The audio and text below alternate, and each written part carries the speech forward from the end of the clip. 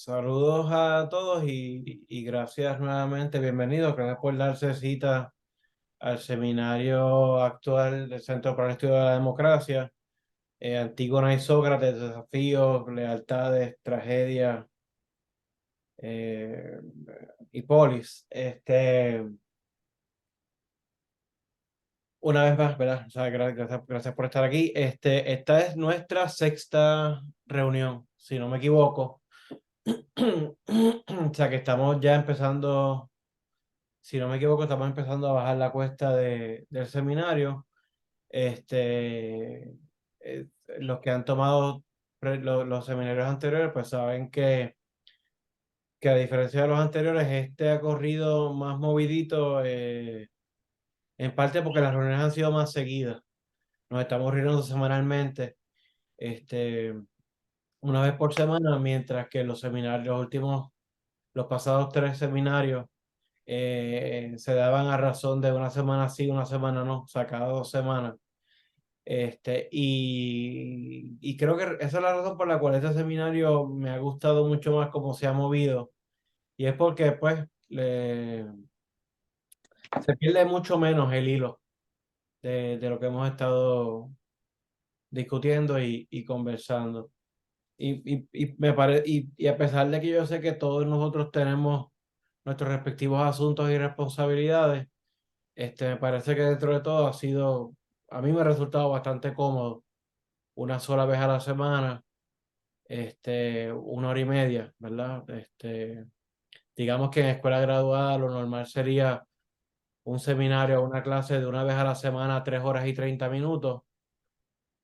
Aquí no estamos a razón de 3 horas y 30 minutos, sino que 1 hora y media, pero una vez a la semana me parece bien. Y claro, tampoco tenemos, digamos, la carga abultada de una clase graduada, que por lo menos cuando yo estaba en ella se esperaba que por clase tú leyeras un promedio de 250 300 páginas por clase por semana.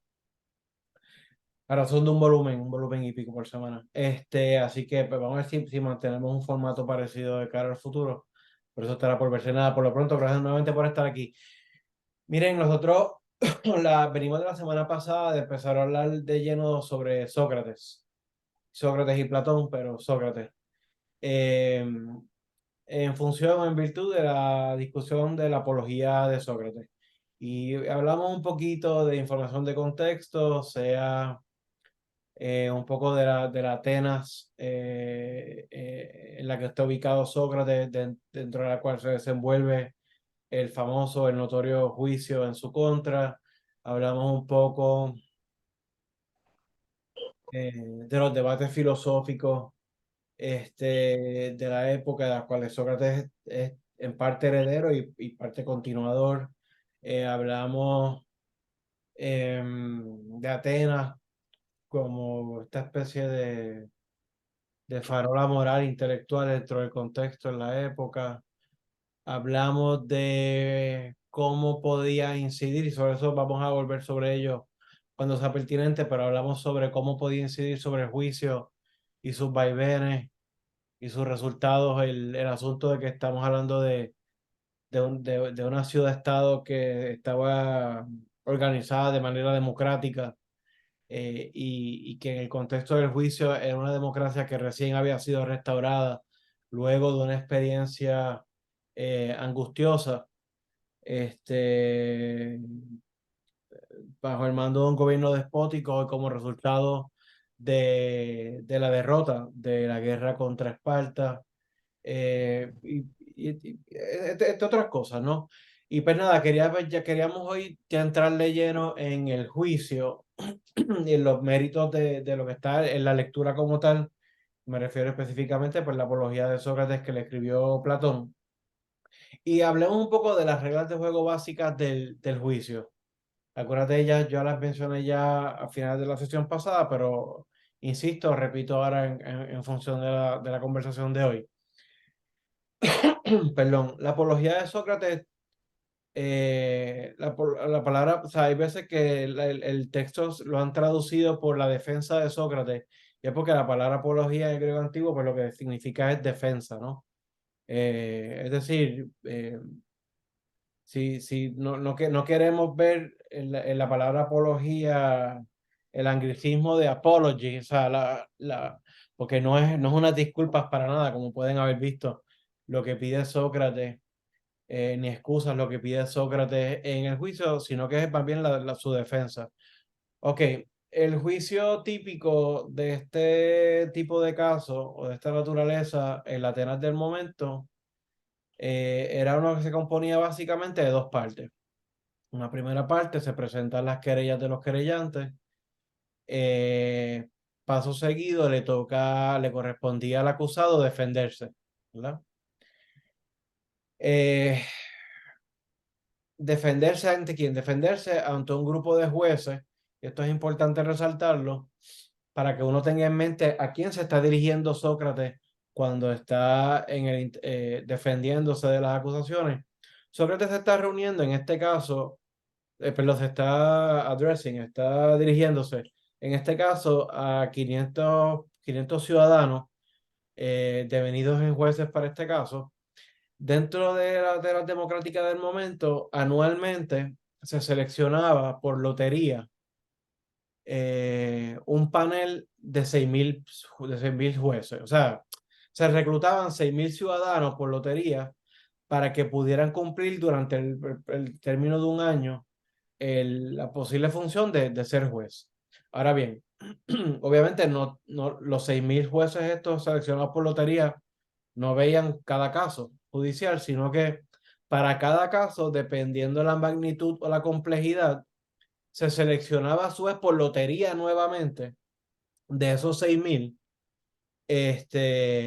un número reducido para ver cada caso.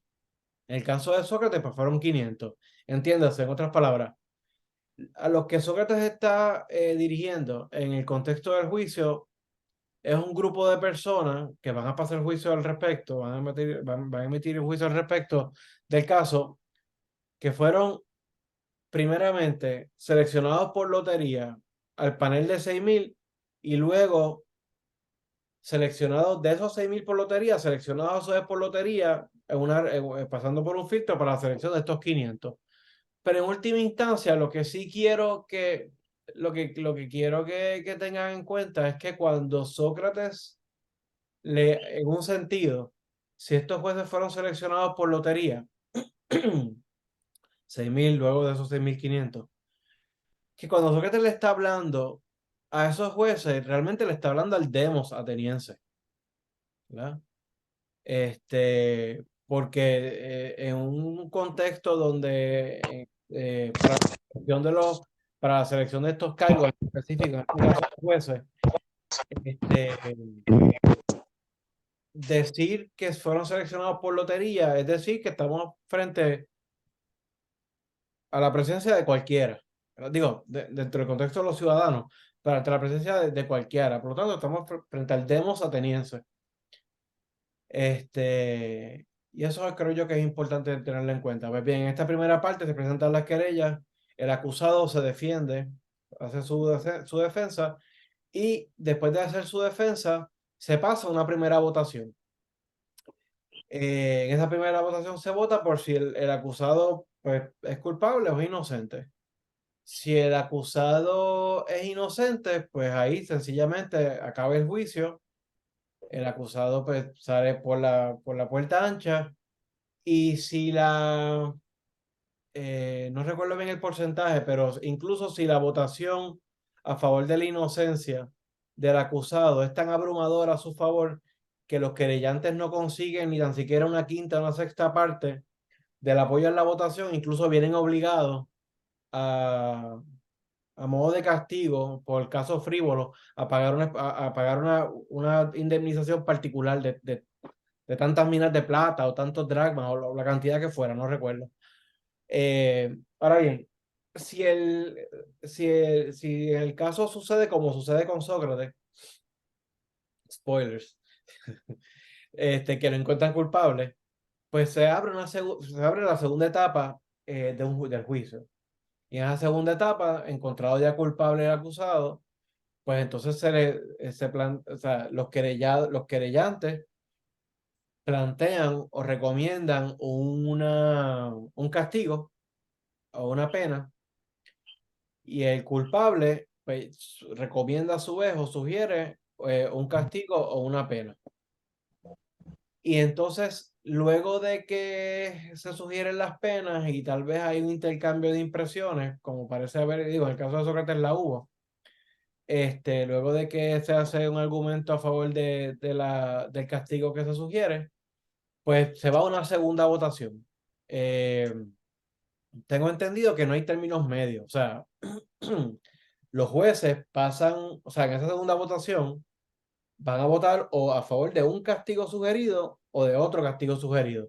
No es que pueden llegar a alguna especie de solución ecuánime o intermedia, sino que es o una o la otra. Esos son básicamente las reglas de juego, ¿verdad? O por lo menos las más básicas que hay que tener en cuenta pues, al momento de acercarnos al juicio de Sócrates. A Sócrates, por lo tanto, pues nada, lo traen a juicio. Lo traen a juicio los querellantes, el que lo acusa formalmente es Meleto, pero ustedes van a ver que aunque sí Sócrates, por nombre, trata de meter a Meleto en la conversación, en el proceso de su defensa, no, literalmente no he contado, pero me parecería que más que la más cantidad de veces, más que mencionar a Meleto, alude a Anito.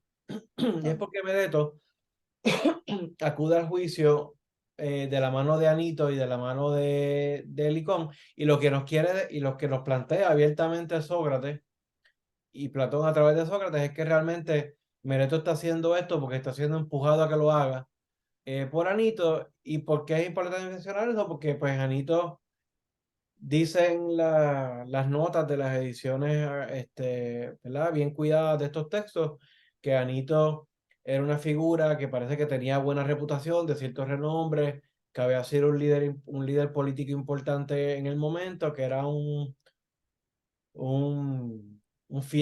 fervoroso partidario de la democracia y que incluso pues, fue una de las figuras que jugó algún papel importante de liderazgo en, en volver a tomar la ciudad y, y, y restituir la forma democrática, ¿verdad? O sea, que digamos que la mención continua de Anito detrás de Meleto, pues es ese, no sé si fantasma es la palabra, pero es esa sombra, es ese matiz político siempre presente en el juicio que en el caso del texto, pues está personificado en la figura de Anito.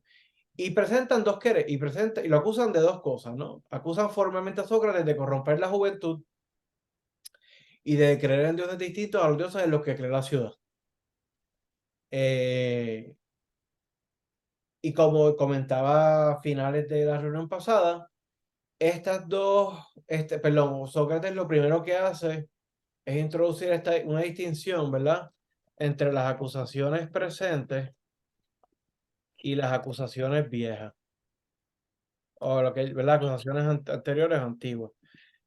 Porque Sócrates dice que no van a ser estas acusaciones presentes las que lo van a condenar, sino estas acusaciones previas. Acusaciones previas que Sócrates se arriesga a palabrar o a resumir e indica que serían que Sócrates es una persona que no cesa de investigar por sobre todo lo que discurre en el cielo y las estrellas y todo lo que ocurre debajo de la tierra, en el subsuelo, y que Sócrates enseña a hacer lucir el argumento más débil como el argumento más fuerte. O sea, perdón, hacer lucir el argumento débil como si fuera el argumento más fuerte. Aquí que hay que abrir un paréntesis obligado, y es que cuando Sócrates hace alusión a esas dos acusaciones viejas, como es la palabra de una manera bien particular, ¿verdad? O sea, porque lo que hace es traer a colación figuras que son, ¿verdad? Por los que están allí reunidos, figuras que son conocidas y que fueron notorias por distintas razones. En el caso de la acusación de que dicen que Sócrates lo que hace es investigar los asuntos de los cuerpos celestes y todo lo que pasa en el subsuelo, Sócrates está aludiendo a la figura de Anaxágoras. O tal vez otros, ¿por qué no? También, tal vez otros llamados filósofos presocráticos, ¿no? Pero alude a ello, pero claro, para distanciarse de que él no tiene nada que ver con eso. Pero alude a ello porque hay gente que a su vez pues, carga cierta mala fama. O sea, Anaxágoras era reconocido por haber sido acusado de ateo, sufrió el castigo de ostracismo. Este, y pues, por lo tanto, Sócrates está diciendo, me quieren asociar con cosas que yo no he dicho, ¿verdad? O sea, como va a demostrar más adelante en el diálogo, en una pseudo conversación con Meleto, Sócrates sí creen en los dioses, ¿no? O sea, pero nada, por lo pronto está diciendo, esa acusación no tiene que ver nada conmigo, eso es gente como Anaxágoras, como Demócrito, como Tales de Mileto, o el mismo Protágoras, etcétera, etcétera. Y por otro lado, cuando habla de esa otra acusación vieja, de que es que el Sócrates hace lucir el argumento de que es maestro, de que enseña, y de que lo que enseña es hacer lucir como mejor el peor argumento, está diciendo, también me están acusando de ser sofista, ¿verdad? Porque es a los sofistas a los que se le asocia con ser figuras que enseñan, entre otras cosas, el arte de la oratoria y la retórica. Y específicamente a Protágoras, ¿no? A Protágoras es que se le asocia con esos argumentos de hacer lucir el argumento más débil como el argumento más fuerte.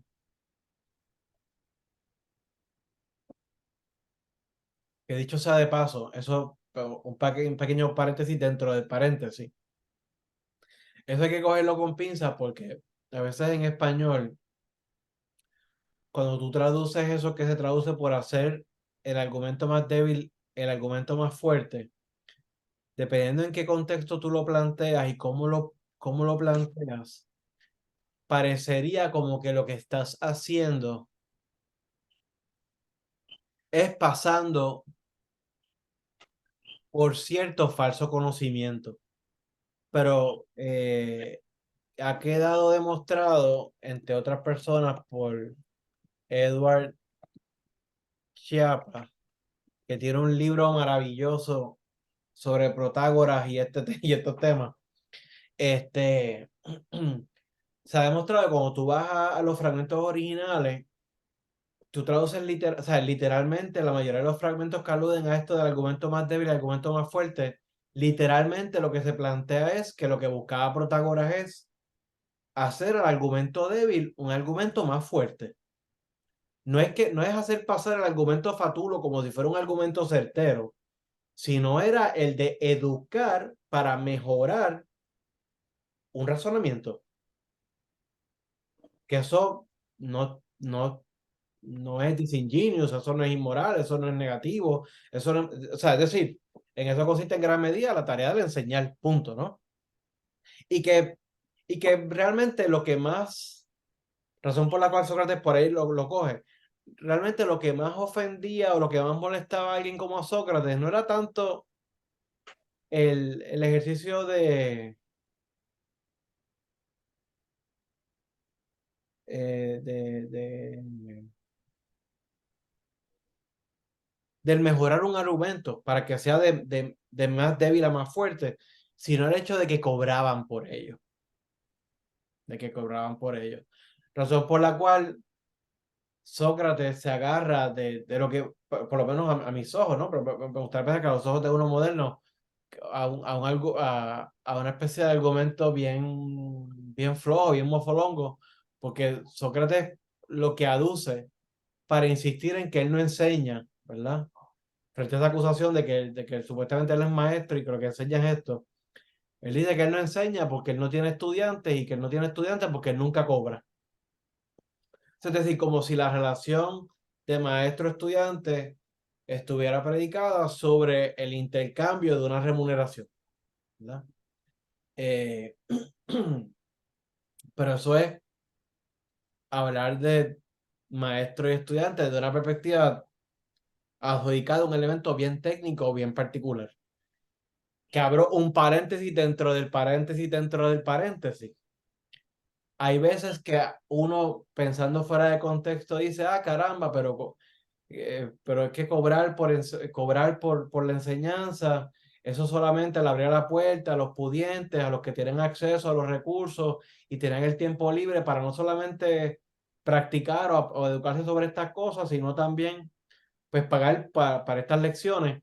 Pero por otro lado, en términos históricos, el tú cobrar por estas cosas partía de la premisa de que es que realmente, o sea, era una premisa democrática, aunque parecería no serlo desde esta perspectiva más ingenua que acabo de aludir, y es porque a pesar de que tú podrías decir fuera de contexto que se cobraba por enseñar y que por lo tanto aquellos que tenían acceso a recursos para poder pagar por ello, pues tenían más acceso a esa educación y por lo tanto había una especie de selectividad o elitismo al respecto, pero en el contexto la democracia surge como reacción, o sea, todo esto está ocurriendo en un sistema que reacciona en contra del temple aristocrático. Y en el temple aristocrático, cosas como la altura intelectual, el standing moral, son cosas que se heredan, son cosas que son sanguíneas, son cosas que vienen con uno por pureza de sangre, por la familia, por la herencia. El tú decir de que yo, si yo- el tú plantear de que yo enseño al que esté dispuesto a pagarme para adquirir determinados saberes, ¿verdad? Determinados saberes o destrezas, es parte de una premisa democrática, porque parte de la premisa de que ya no solamente es de los Arostoy, de los mejores, sino que todo el mundo tiene acceso a esto. Ah, claro, tampoco es de gratis, pues, o sea, ¿verdad? Pero a lo que voy es que la premisa de la cual se parte, de que se enseña a cambio de una remuneración, es una premisa democrática, porque lo que implica es que todo el mundo tiene acceso, podría tener acceso a ello. Y abro el último paréntesis dentro del paréntesis, dentro del paréntesis, dentro del paréntesis. Aquí para defender a Protágoras. Es cierto, en el caso específico de Protágoras. Protágoras cobraba por la enseñanza, pero el mismo Platón tiene la gentileza de cuando nos representa a Protágoras en el diálogo que tiene con su nombre. El mismo Platón nos presenta como Protágoras te cobraba, y si tú podías pagar bastante, te cobraba lo que él entendía que valía, lo que él enseñaba, porque ¿por qué no? Pero Protágoras te decía, ah, bueno, pero si tú entiendes que lo que yo te enseño, o si tú entiendes que lo que yo te enseñé no vale lo que yo te estoy cobrando, Protágoras decía, pues no me pagues nada a mí y vete al templo más cercano, o a la elma más cercana y dona en honor a la deidad X o Y, a la que esté dedicada el templo o la elma o lo que sea, el busto, lo que sea, y dona lo que tú creas que yo hubiese sido merecedor por lo que te estoy enseñando. O sea, que incluso a alguien como Protágoras, que era notorio porque cobraba por lo que enseñaba y porque lo tenían por ser un gran sabio, el mismo Platón nos dice que el mismo Protágoras te dejaba la oportunidad que si tú entendías que lo que él te había enseñado no valía lo que él te estaba cobrando, pues que no le pagaras nada a él y tú donaras en tributo a los dioses lo que tú entendías que costaba, ¿verdad? O sea que nada, todo esto con todos estos paréntesis dentro de los paréntesis dentro de los paréntesis, para añadirle layers, ¿no? Para añadirle matices, determinación tras determinación tras determinación a todo lo que está planteado en esas primeras dos páginas del diálogo. Porque no es esos primeros pasajes del diálogo, porque no es casualidad. O sea, o sea, cuando Sócrates te dice que son las acusaciones viejas las que me van a tener a mí frito, y a palabras las acusaciones viejas de esta manera, está aludiendo, entre tantas otras cosas, a ese revolú de asuntos que mencioné, que he mencionado en los últimos minutos. Razón por la cual estos textos siempre son tan ricos leerlos y releerlos, porque es que siempre hay capa tras capa tras capa que uno puede traer a colación. Eh,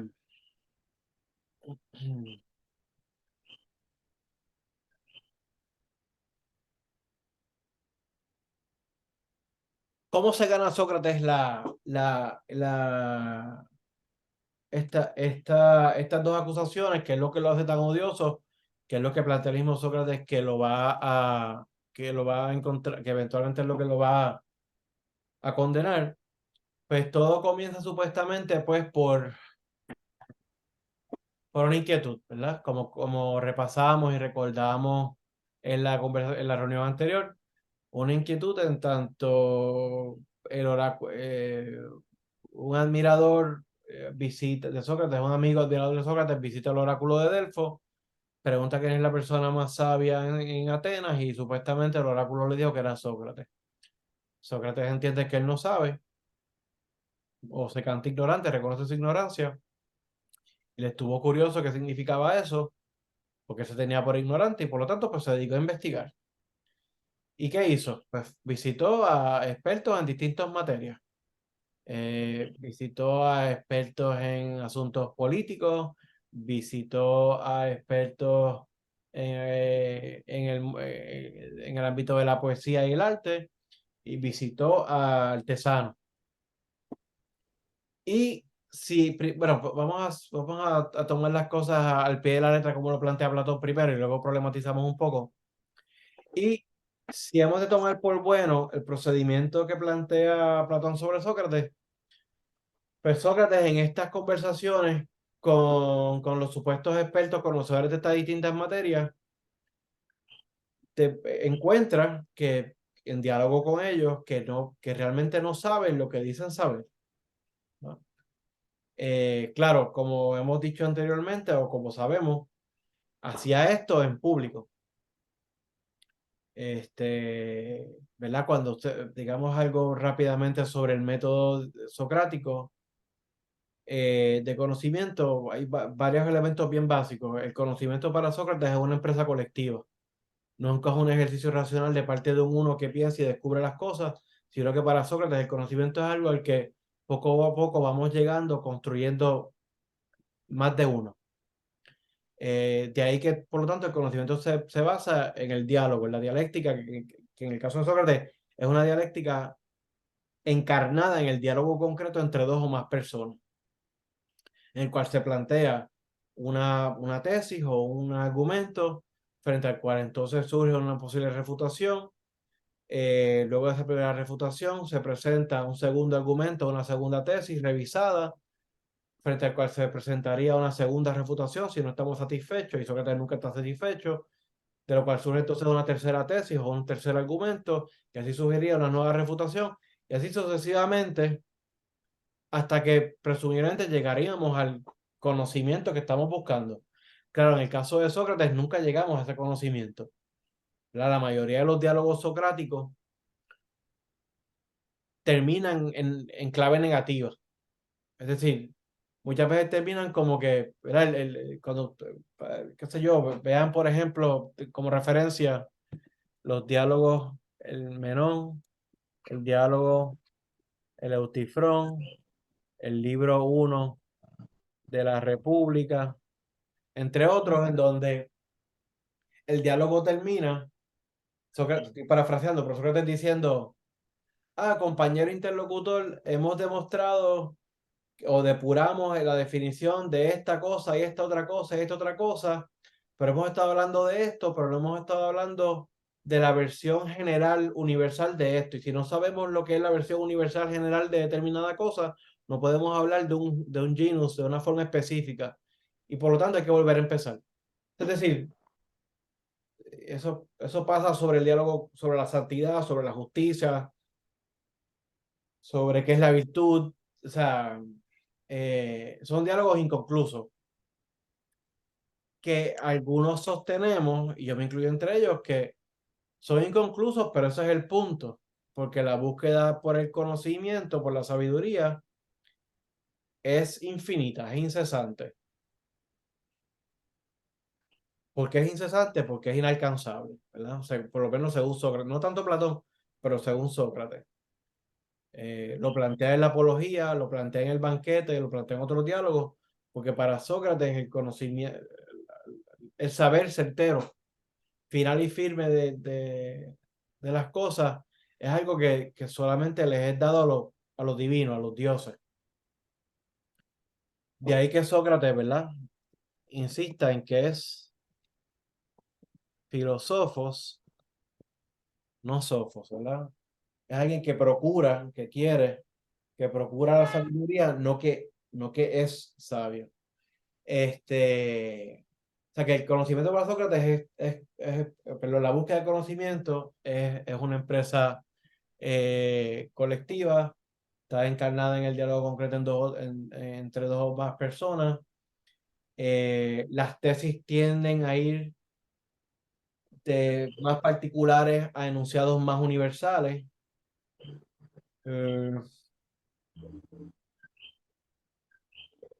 y así, por lo pronto. Bueno, nada. Sócrates interroga a los expertos en materia política, los hace caer en ridículos en público, demostrando que no saben lo que realmente saben. Cuando se enfrenta a los artistas,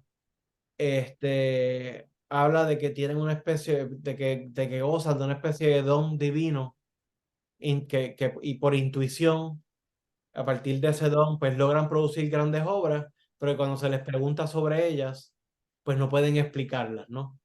Dice Sócrates. Y cuando alude a la conversación que tiene con los artesanos, demuestra que sí, saben algún trade, ¿no? Dominan alguna destreza práctica, pero el problema es que entonces se extralimitan y se creen que saben realmente más de aquello que realmente saben. Y que pues por lo tanto, pues que toda esa gente que la gente todos esos individuos que la gente por lo regular entiende por sabio, realmente no lo son. Y pues todo eso, y Sócrates dice que pues, te ha pasado toda la vida haciendo eso.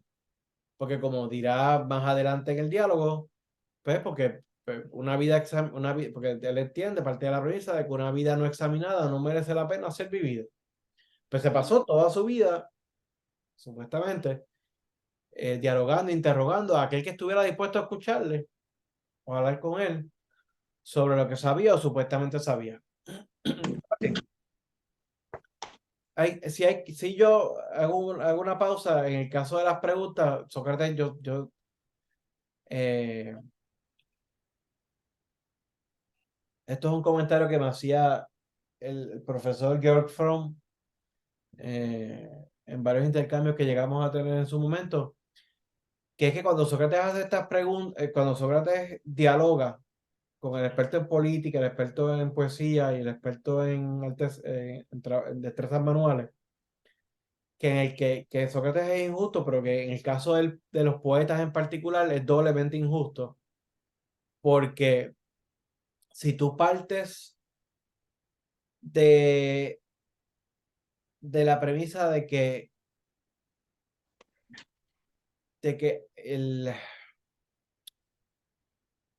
tú partes de la premisa de que algunos dominan una cosa en particular y que son expertos sobre una cosa particular, pues tú les tienes que pedir un producto sobre ese perito, sobre ese peritaje, perdón, sobre esa especialidad. Pues que en el caso del poeta, al poeta no le correspondería, me decía Fromm en conversaciones hace años atrás, Fromm me decía, pues es que Sócrates es injusto con los poetas porque Sócrates, el poeta no tiene por qué explicar su obra. El poeta es poeta, pues que tú le pides a un escritor, no que te explique lo que tú le pides una pieza. Pues, el escritor que te tiene que producir, pues, qué sé yo, un cuento, o una crónica, o una novela, o una, ¿verdad? ¿Verdad? Lo que fuera. No tanto así que te explique el mensaje detrás de, o sea, que eso ya le tocaría, digamos, hoy día. Eso le tocaría más bien a la crítica. Digo, no es que el autor o autora no pueda tener una intención detrás de su obra, o no pueda tratar de adelantar o de llevar una especie de mensaje, pero en el caso específico de los escritores, de la literatura, pues lo que tú escribes tan pronto es publicitado, pues se te escapó, ya no es tuyo nada más. O sea, y de lo que es tuyo es en tanto y en cuanto se reconoce la propiedad intelectual de la cosa, ¿no? Y por aquellas cuestiones pero, pero que por lo tanto que lo que le correspondería a los escritores es, pues escríbeme algo. no es que me lo explique, o sea, ¿verdad? Nada, eso si fuéramos a tratar de poner en entredicho el mismo proceder socrático, que Platón lo toma por bueno y normalmente se toma por bueno. ¿Qué pasó, Jesús? Que te veo mondado. Bueno, es que esa visión así de la literatura y que bueno, no, digo, yo no lo veo desde otro aspecto, ¿verdad? Quizás un poeta no te puede decir, bueno, cuáles fueron los elementos tales o cuales en determinado momento, pero tampoco fue una musa que vino, lo inspiró y qué sé yo qué cuánto. Es todos unos procesos que luego el que teoriza, pues entonces trata de buscarle una explicación, inclusive que no coincide necesariamente con el autor, ¿ves? Sí. El teorizante pues explica toda una serie de aspectos que ve desde la perspectiva un poco de afuera de cómo fue montada la obra. Que quizás el autor no te podría explicar, pero hay autores que sí que te pueden explicar, bueno, agarré esto y lo otro, y monté de tal forma. Proust, por ejemplo, Henry James, y que tiene todo un proceso de cómo compone, ¿no? Tiene lo que se llama le cahier, las notas, y luego esas notas, cómo va montando esto, y luego tiene la crítica sobre la obra que hizo, ¿verdad? Así que ahí, no, ahí pues por eso me río, ¿no? Que en ese sentido pues no aplica un poco así de que el autor no tiene por qué explicar. No tiene por qué explicarla, pero sí explica. Y entonces los teóricos, pues entonces sí tienen que explicarlo. Para eso hacen la exégesis de la obra y todo ese tipo de cosas. Sí, no, no, yo estoy de acuerdo, o sea, con lo que estás diciendo, lo que pasa es que también, nada, yo también hago a mí eso que me, que me comentaba Georg, claro, después que me lo dice From, me parecería un punto obvio para hacerlo, es que, pero yo nunca lo había pensado. Digamos que yo tomaba por bueno, o sea, at face value, yo tomaba por bueno lo que representaba Platón en el diálogo, en este proceder con las preguntas, los expertos. Pero que yo recuerdo que cuando Freud me hace el planteamiento, es que pensé en gente en concreto, ¿ves? O sea, pensé en Ajá. artistas que yo decía, mano, yo soy fanático de la obra de esta persona, pero abre la boca para opinar y es un imbécil, o no me gusta, o sea, o lo que dice sobre su misma obra desmerece la obra, es decir, o te acuerdas o sea, qué sé yo, o sea, como que yo podía hacer la distinción de que, mano, la obra de este artista es tremenda, pero entonces se pone un poco como dice Sócrates con los, con los artesanos, pero entonces se ponen como que a disertar o opinar de otras cosas y como que no tienen las mismas competencias, ¿no? Este, y me viene a la mente un montón de gente del patio que no voy a mencionar pues Sí, sí, bueno, sería interesante que luego ya. pero por ejemplo, yo recuerdo mucho, y perdonen el desvío, yo creo que lo comentaba antes, pero cuando fueron me hizo el comentario, yo pensé mucho en uno de los directores favoritos de cine de mi hermano mayor, que a mí me gustó un montón también. No me atrevo a decir que es de mis favoritos, pero me encanta, o sea, que es Clint Eastwood. Y yo decía, mano, que es o sea, un monstruo, o sea, es un genio del cine, un gran músico, un conocedor de jazz, pero brutal.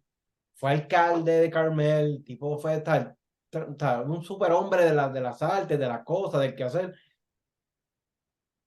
Pero pues cuando se salía de su cosa y opinaba de otras cosas, yo como que, mano, en verdad que no te quiero escuchar, porque es que, pues, tú sabes, no, me desmerece el respeto que te tengo por otras cosas, ¿no?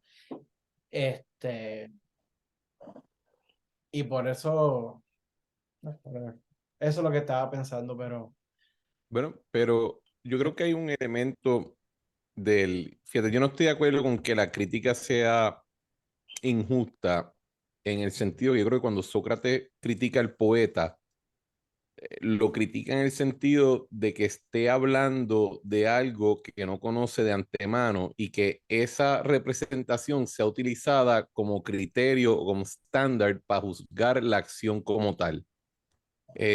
Por ejemplo, yo no me acuerdo, no fue en la apología y no me acuerdo cuál fue el diálogo específico, pero Homero hablaba de ser general de tropas y pues claramente no sabía de qué diablo estaba hablando, porque si tú lees la Ilíada o la Odisea, la representación de guerra no concuerda en nada con la experiencia del falangista en la Grecia clásica de Sócrates, ¿verdad? Y incluso probablemente no concordaba tampoco con la guerra micénica. Así que ese argumento, en la medida que el artista trata de establecer su representación como estándar o criterio para la vida real o para los que tienen que fungir el rol formalmente, pues es válida. Y a mí me recuerda mucho de la respuesta que hizo Robert Moses a la biografía que le hizo Robert Caro en el Power Broker, que se ha convertido en una de los libros más reseñados y más admirados del siglo XX, pero que Robert Moses en su respuesta de 20 páginas dice: esto no tiene nada lo que tú escribiste no tiene nada que ver con lo que yo hice. Y hay esa distinción entre lo que es la creación artística con la ejecución práctica y real de las funciones oficiales que tienes que de vez en cuando ejercer en la vida pública. Ahí yo creo que hay una tensión que no se puede resolver necesariamente, porque hay una realidad que sí el artista capta que no se va a ver en el reality show grabado de una función. Sí, tienes que reaccionar Jesús. Lo que pasa es que no entendí mucho esa última afirmación. Quizá luego pues podamos conversar más para no interrumpirte mucho. Pero ibas a reaccionar y vas a hacer un comentario. Está bien, yo comento luego. Vale. Sí, no, yo di por bueno tanto lo que dice Jesús como lo que tú dices ahora, Cristian. Pero claro, yo creo que sí, o sea, Otro ejemplo, Y si la tú ves, otra, si tú ves Los Sopranos sí, y tú ves a Tony Soprano ser un padrino de una familia gangsteril de la mafia italiana de finales del siglo XX, tú no puedes transportarte a ser entonces el padrino de esa familia, ¿verdad? Porque las dinámicas de verdad del mundo del crimen no van a ser las que tuviste representadas en Los Sopranos. Los Sopranos es sobre otra cosa que no tiene nada que ver con sí. eso. Y a eso yo creo que es la crítica de platónica a los poetas, de que representan algo que no establece el criterio o el estándar para juzgar la acción formal como tal en la vida real. Sí, pero sí, bueno, ahora sí, Jesús. Dale. la acción formal se refiere a la vida diaria. Es a lo que dice que Correcto, a lo que tú tienes que hacer cuando ocupas el bueno, puesto como claro. tal. Pero fíjate, lo que sucede es que en esa particularidad el poeta, el escritor, tiene el poder de selección. Por ejemplo, siempre uso a James porque es el más con quien estoy relacionado. Pues James, cuando vas a ver su obra, su vida, pues en un día, creo que en un año fue a 325 fiestas de señoras y sombreros y qué sé yo qué cosas, como lo haría Proust. Pero de ahí él iba a seleccionar elementos que luego iban a integrar a su obra. Entonces, para crear personajes, para crear escenas. Y él viene en el cahier, sus notas, pone, pues qué sé yo, la señora, qué sé yo, tenía tal y cual cosa. Entonces tú comparas cómo selecciona él el material, el artista, observando y viendo, luego el artista trabajando, Portrait of a Lady, retrato de una dama. Entonces tú ves todo ese trabajo montado ahí relativamente diferente de lo que, o relacionado con los elementos que él utilizó en tales y cuales fiestas para crear el personaje, y luego él tiene la capacidad, llamémoslo de alguna forma, de hacer notas acerca de lo que escogió, de lo que hizo y de lo que resultó, que ahí es el artista, ¿verdad?, criticándose, viendo desde otra perspectiva. La realidad es otra, la realidad, ¿verdad?, que él vio en las fiestas, etcétera, etcétera, pues es otra porque él tiene el poder de seleccionar. de escoger esa sensibilidad que la mayoría de nosotros quizás no la tenemos, ¿verdad? O la tenemos y no la desarrollamos, no sé, eso es ya teoría de la literatura. Pero hay artistas, que es a lo que quiero decir, me refiero, que tienen esa capacidad y que no es uno ni otro, porque James el otro hacía lo mismo, el inglés, bueno, este es norteamericano, el inglés, pero Proust hacía lo mismo. ¿Ves? Virginia Woolf, por ejemplo, y ellos montaban lo que seleccionaban porque el artista, su capacidad le permitía entrar y salir para poder ver la obra y cómo la estaba montando. Yo siempre les recomiendo un cuentecito de, ¿cómo se llama este hombre? El polaco este, muy ok, ¿cómo se llama? El de El Castillo. Ok, se me va ya el nombre. Sí, el del Castillo. Se me olvidó el nombre, ahora no lo recuerdo. Ok. Pero entonces el cuentecito es muy interesante. Kafka, ¿cómo puedo olvidar a Kafka? Y Kafka tiene la capacidad de hacer en un cuentecito que son cuatro paginitas, hacer para mí, dentro de lo que he leído, ¿verdad? Hacer este proceso que es el que yo le adjudico al artista. Viene es un topo, un animal de esos que hace madrigueras debajo de la tierra, y entra y monta y luego sale y dice, esto queda de esta forma, esta está allá, y cuál forma, o sea, que puede ver la obra que está haciendo desde dentro y luego salir afuera para poder criticarla como está montada. Muchas veces sucede que los artistas no tienen esa capacidad, sino que construyen y hacen un poema y luego no lo pueden explicar. Pero hay sí muchos que pueden explicar, es a lo que me refiero. Ahora, que no es la realidad, o es su percepción particular de la realidad, lo que ellos ven, que nosotros quizás no vemos o que vimos o que pasamos. Nosotros hemos estado, por ejemplo, en una actividad y hemos percibido unas cosas que a nosotros no son intrascendentales, mientras que esta persona, esa misma cosa que nosotros percibimos, tiene la capacidad de escribir sobre ella y desarrollarla en un estilo, etcétera, etcétera. Eso es lo que quería decir dentro de lo que capto que estás diciendo, y que lo relaciono con Sócrates cuando dice que el artista, pues bueno, pues el artista habla su cierta manera, de su forma, ¿no? Y eso era lo que iba y yo lo que... Es que yo estoy, perdón. Sí, dale, Cristian.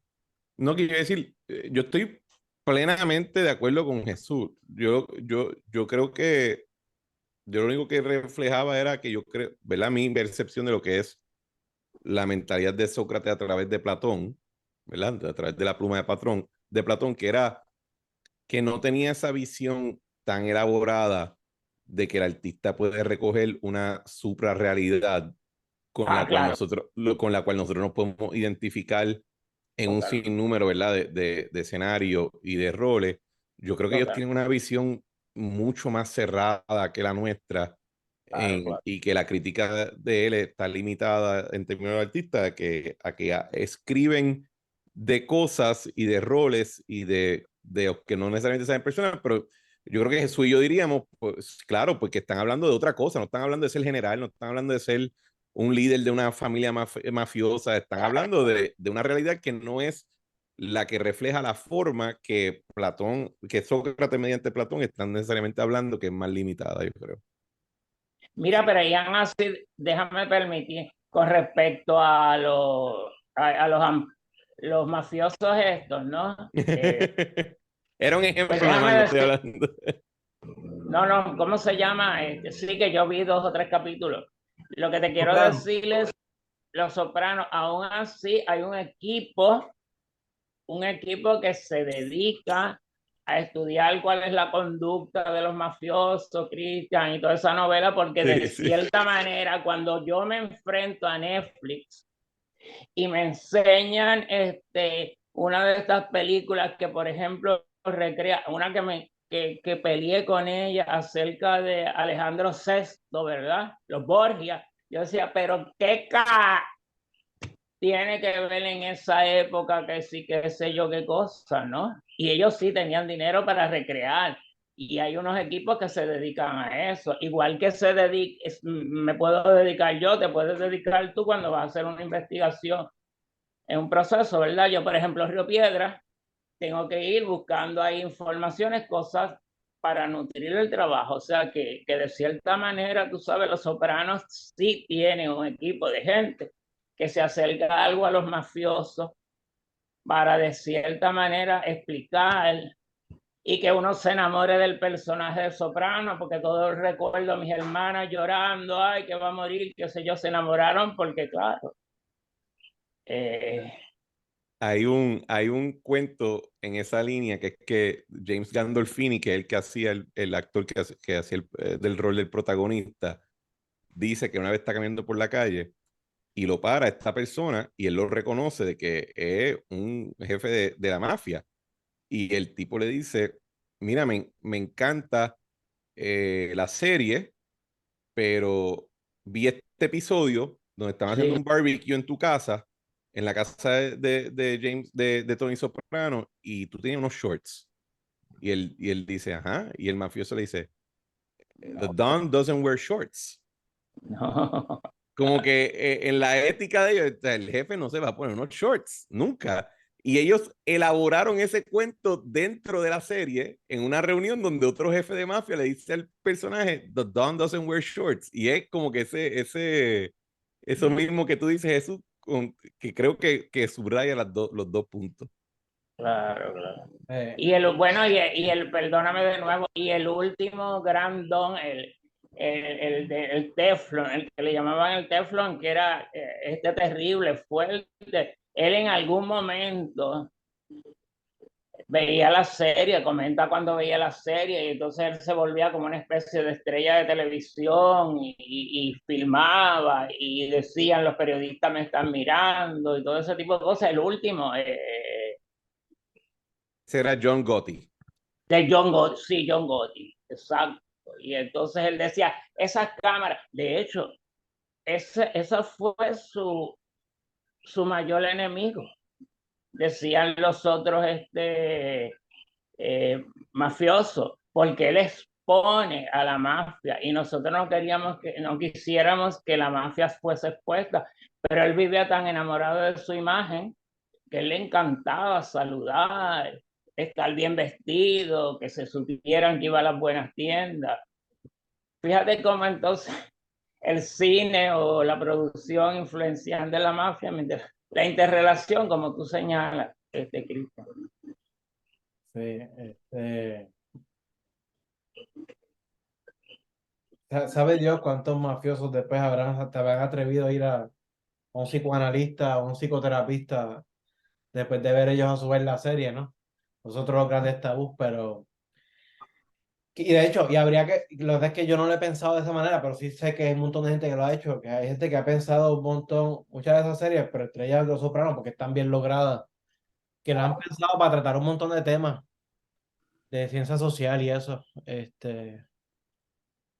Pero nada, el caso de Sócrates, pues, el caso de los poetas, el caso de Sócrates, es el asunto de que se extralimitan, que se extralimitan. O sea, tienen este talento, esta especie de inspiración divina, intuitiva, producen estas grandes obras, pero citando a Sócrates, que lo que componían no lo componían por mor de su ciencia, sino por una suerte de don natural y bajo inspiración divina, como los adivinos o los profetas oraculares, pues también estos dicen muchas hermosas palabras sin comprender nada de lo que dicen. Algo así es lo que me pareció que le ocurría a los poetas, y al mismo tiempo percibí que, en virtud de su poesía, se creían los más sabios, incluso en el resto de las materias en que no lo eran. Y me marché de allí pensando que les aventajaba en el mismo sentido que a los políticos. O sea, que realmente el problema también con los poetas es un asunto de extralimitarse. Y nada, todo esto Sócrates llega con esto a o sea, llega a dos conclusiones o a dos puntos a los que quiere llegar. En términos argumentativos, pues para demostrar cómo es que se gana esta mala fama que le producen estas dos acusaciones. Supuestamente, acusaciones que han tenido tiempo de sedimentarse en mala reputación en la mente de la gente. Pero por otro lado, al conocido reclamo socrático de ignorancia, ¿no? O sea, todo esto, el reconocimiento de Sócrates dice, bueno, pues, si yo me dejo llevar por todos estos exámenes que yo he llevado toda mi vida a otra gente, que se entiende sabia pero no lo es que pues yo tal vez, el oráculo habrá querido decir que yo soy más sabio que toda esta gente, en tanto yo por lo menos reconozco, o sea, yo por lo menos, ¿verdad? Aludiendo a como tradicionalmente se parafrasea, a que yo solo, o sea, yo solo sé que no sé nada, es decir, yo por lo menos reconozco mi ignorancia. Pero claro, el reconocimiento de la ignorancia no es algo, en el caso de Sócrates, que, que, que conduce a la paralización o, o a obstaculizar la cosa, sino que muy al contrario, para Sócrates el reconocimiento de la ignorancia no es poca cosa, porque solo a partir del reconocimiento de la ignorancia sobre un asunto es que lleva a una persona a tomar el rumbo adecuado en la búsqueda de eso que supuestamente conocía, pero realmente no conoce. Despejando esas viejas acusaciones, atiende las presentes, ¿no? Las actuales. Las de que corrompía a la juventud y las de que creían dioses en los que no creía la ciudad. Sobre la primera, sobre la de corromper a la juventud, es interesante el intercambio que lo obliga a Meletos a tener, ¿verdad? Les recuerdo lo que yo les decía al final de la reunión anterior, que no se esperaba que Sócrates tuviera un diálogo allí frente a los jueces. Se esperaba que Sócrates se defendiera. En un extremo, incluso se esperaba que Sócrates hiciera lo que él mismo dice al final del juicio, que se esperaba que alguien que tal vez como él hiciera, que suplicara, ¿no? Que rogara. Pero Sócrates pues trata de introducir a Meleto en el diálogo, porque Sócrates dice, bueno, acá, pero este asunto de que yo corrompo a la juventud, pues, ¿cómo es esto de que yo lo corrompo? Porque si hay alguien que los corrompe, hay alguien que los hace bien, ¿no? Que les hace bien, que los mejora. Hay todo un intercambio interesante que quería leer con ustedes, leer en voz alta. Y es a partir del pasaje 24, a mediados del pasaje, a partir del pasaje 24D.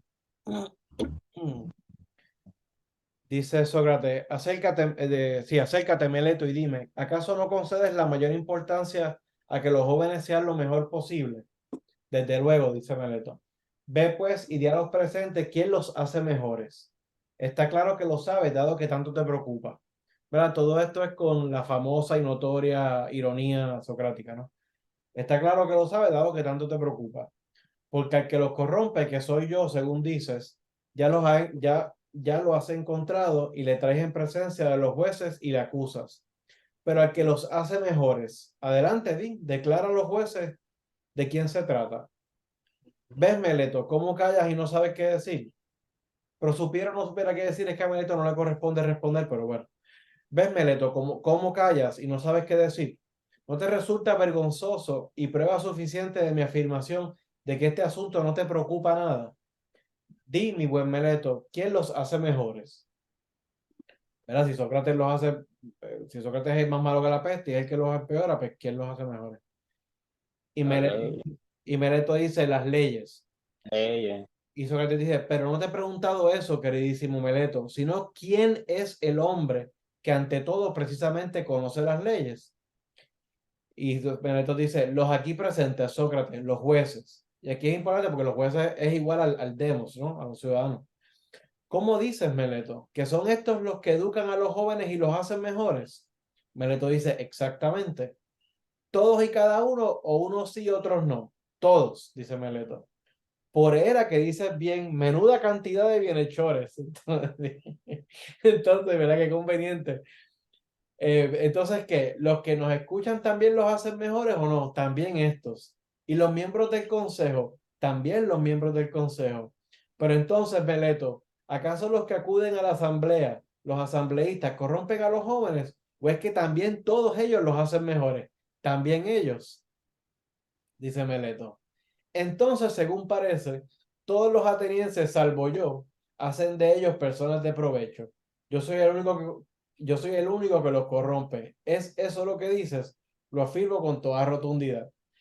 Vamos, en este entrejuego, digamos que Sócrates obviamente está apelando a que la gente vea cómo lo que podría tratar de proyectarse como una especie de ridiculez. Este tipo está diciendo que solamente yo soy lo malo que la peste, yo soy el que lo corrompo, y todos los demás que no soy yo los hacen mejores. Al punto de que, ¿verdad? Le dice que quieren los hace mejores, y prácticamente Pareto le está diciendo, todos los ciudadanos atenienses hacen mejores a los jóvenes, con excepción de Sócrates.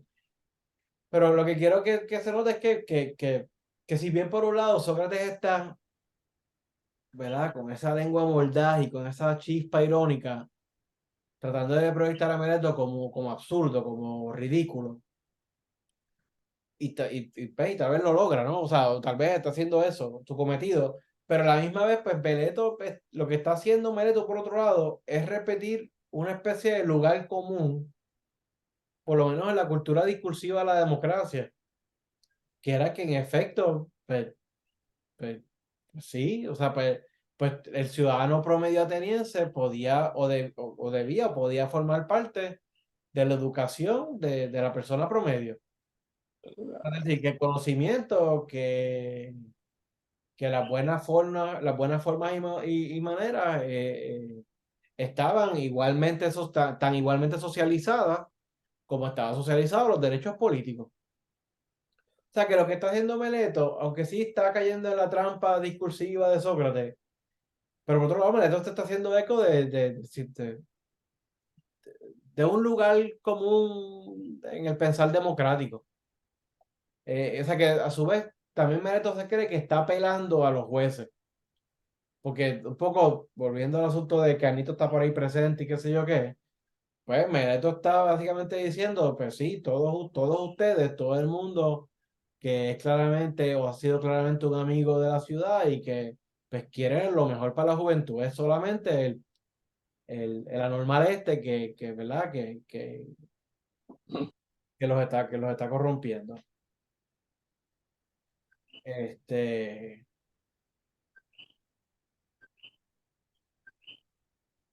o sea, a lo que Sócrates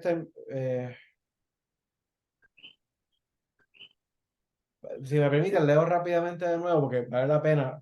Sócrates continúa y incurre en algo que él tiende a incurrir en otros diálogos, que es en el de usar la analogía de las especialidades y de las profesiones específicas para adelantar el argumento. Sócrates dice, me procuras una gran desdicha, ciertamente, pero respóndeme a esto. También en el caso de los caballos, ¿te da esa misma impresión? Cualquier persona los puede hacer mejores, pero solo hay uno que los echa a perder. O por el contrario, solamente uno o muy pocos los domadores de caballos son capaces de hacerlos mejores, mientras que el común de la gente, cuando está con ellos y los emplea, los echa a perder. ¿No es eso lo que pasa en lo que respecta a los caballos y el resto de los animales? Totalmente, ¿lo admitáis o no lo admitáis tú y Anito? ¿Cuánta felicidad para la juventud si solamente hubiera uno que los corrompiera y todos los demás les beneficiaran? Así es, Meleto, has demostrado suficientemente que jamás te has interesado que jamás te has interesado por los jóvenes. Has evidenciado a las claras tanto tu desinterés como que en absoluto te preocupa aquello por lo que me has traído ante el tribunal.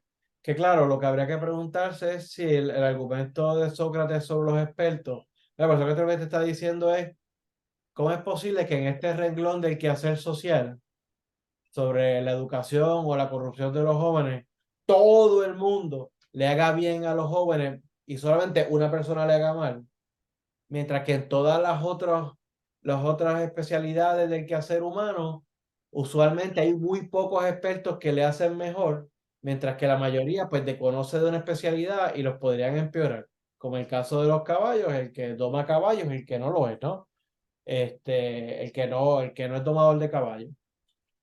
Pero pues habría que preguntarse si la analogía de las, como hay que cuestionarlo en otros ejemplos, en otros diálogos, si la analogía de las profesiones es válida, es decir,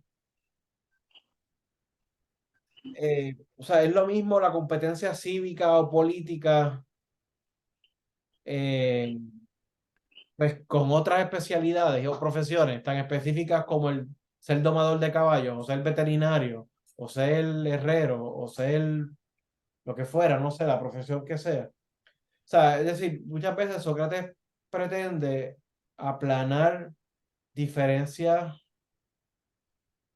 cualitativas importantes o sustanciales para hacer estas comparaciones, estas analogías a su conveniencia. Hay que preguntarse si esas comparaciones son siempre justas. Pero bueno, brinco varios pasajes y voy al fragmento 26. ¿En qué quedamos, Pedrito? Siendo tú tan joven y yo tan viejo, eres más sabio que yo y por tanto, tú sí sabes que las malas personas causan males principalmente a los que tienen más a mano y que los buenos les procuran el bien. Mientras que yo soy tan estúpido que no me di cuenta de que si convierto a un allegado mío en un malvado, me arriesgo que me haga algo malo y que en consecuencia ese mal me lo esté procurando yo mismo, según dices.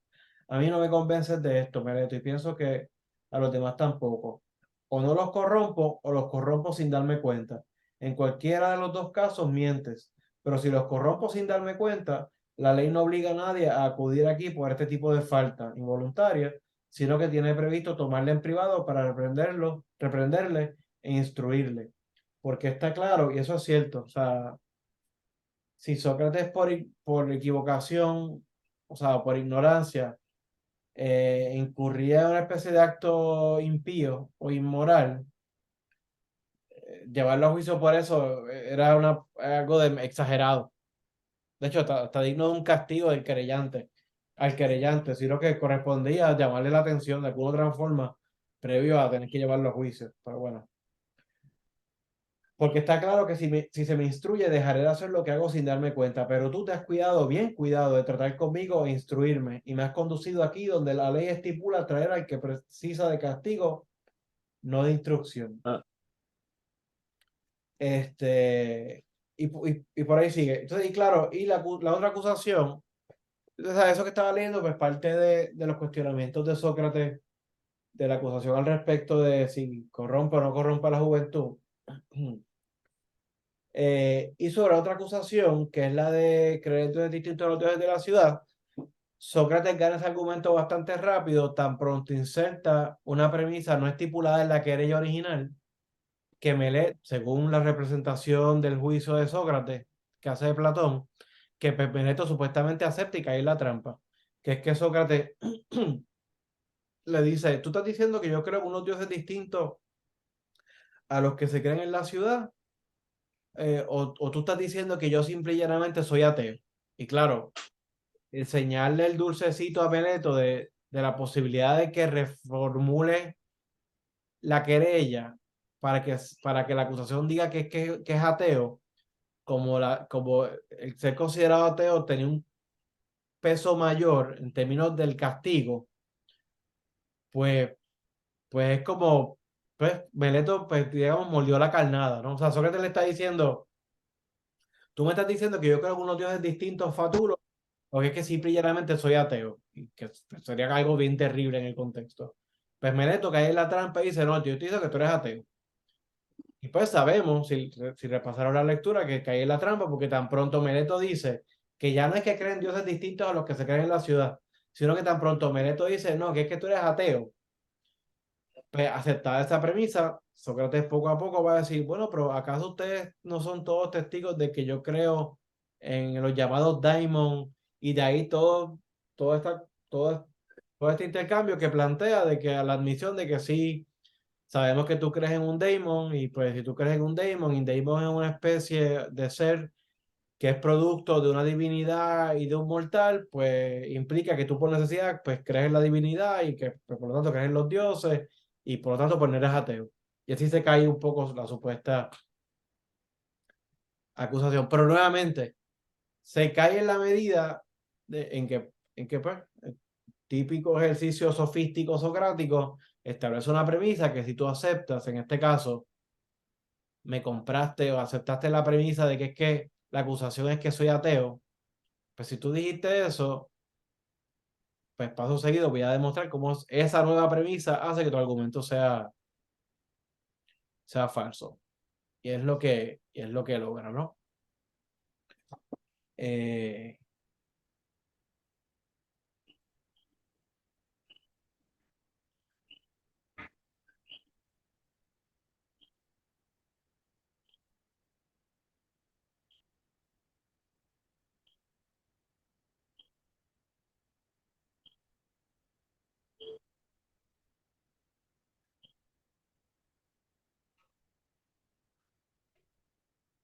perdón.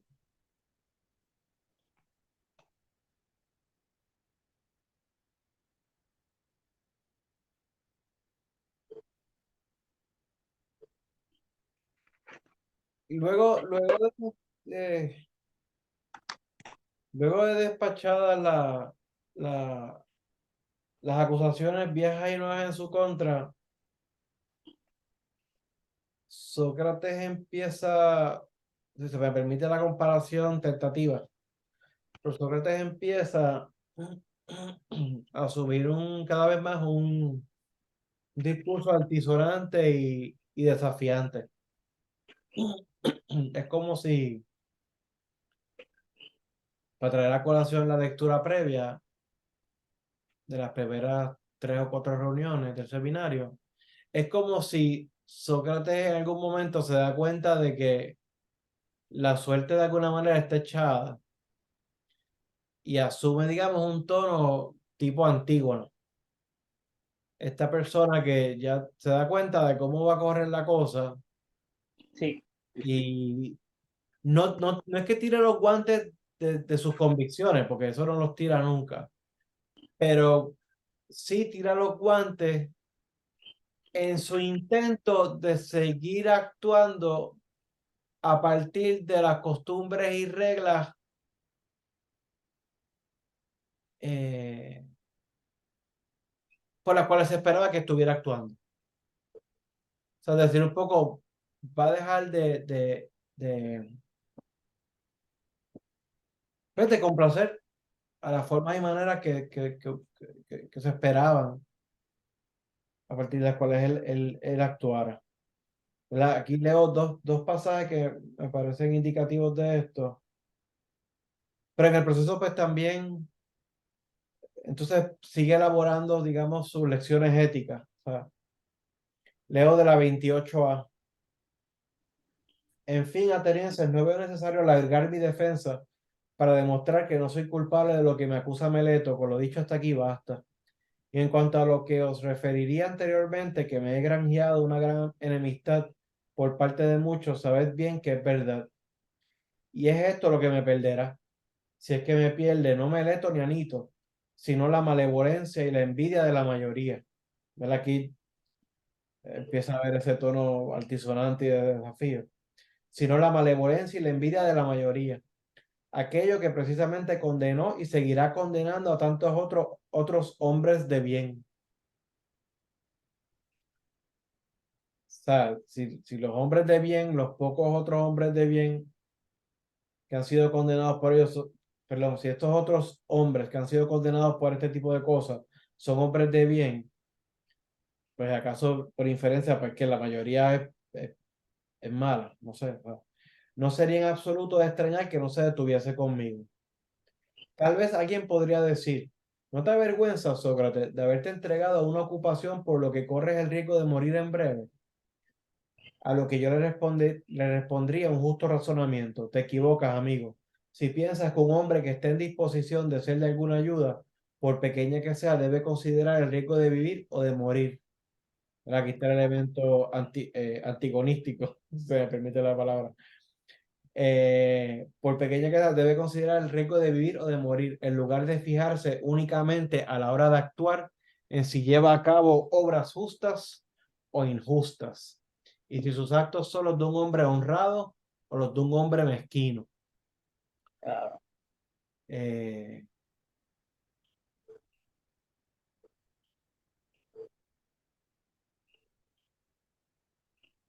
Brinco a un pasaje más abajo. En efecto, atenienses, es verdad, esto es así. Donde quiera que uno tome posición porque piense que es lugar más adecuado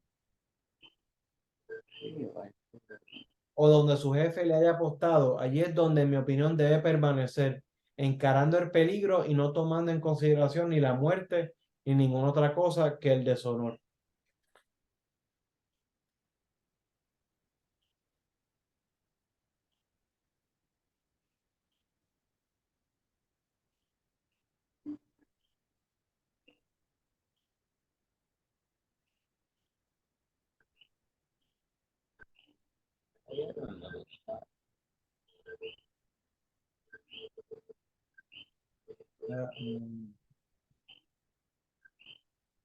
Y, ¿ves? Y ahí realmente ahí el tono de desafío continúa, ¿no?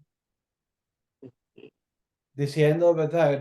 La cuestión, empieza la reflexión sobre si vale la pena preocuparse o no preocuparse por la muerte, temerle a la muerte, es creerse saber lo que no se sabe realmente, es decir, es tenerse por sabio, el desafío a los efectos de la situación hipotética de que si me dejaran ir por la libre o otra ciudad, pues, estando dispuesto a dejar de filosofar, pues que no va a ser el caso, que él no cesaría de filosofar nunca, y que igual le costaría, o sea, por ahí, o sea, ahí lo que a continuación lo que hay es fragmento tras fragmento de un Sócrates que luego de que tal vez uno pensaría que hubiese logrado de cuestionar con bastante justicia las acusaciones, las viejas y las actuales de Meleto, pues asume este tono de desafío que quizás tal vez malogra ese intento inicial de defenderse. Este, y de que estaba cayendo mal y pesado, el mismo Platón lo plantea. Fíjense cómo leo en voz alta y fíjense, bueno, escuchen esto.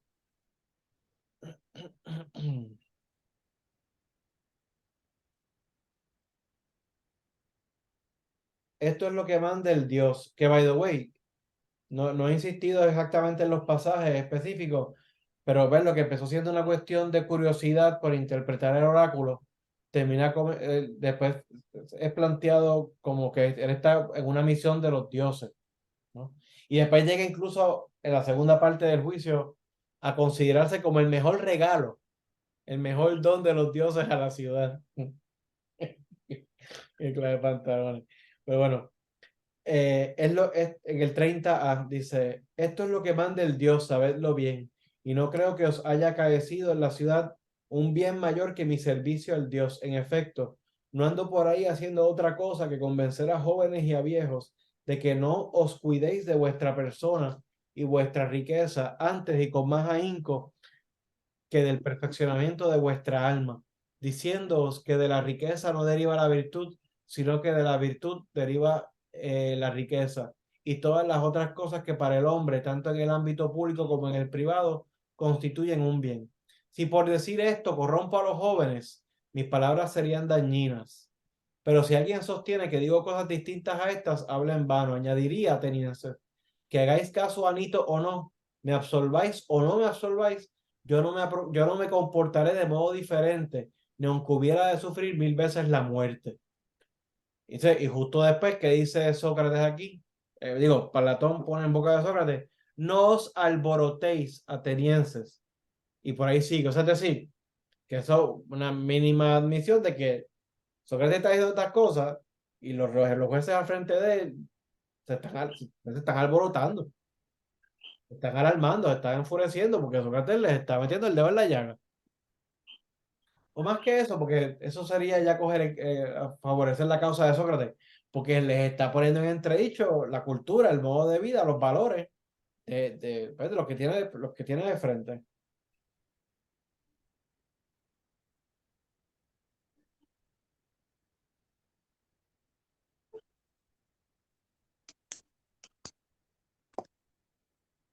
Y ya vamos cerrando la clase de hoy, pero termino diciendo lo siguiente, o sea, leyendo lo siguiente.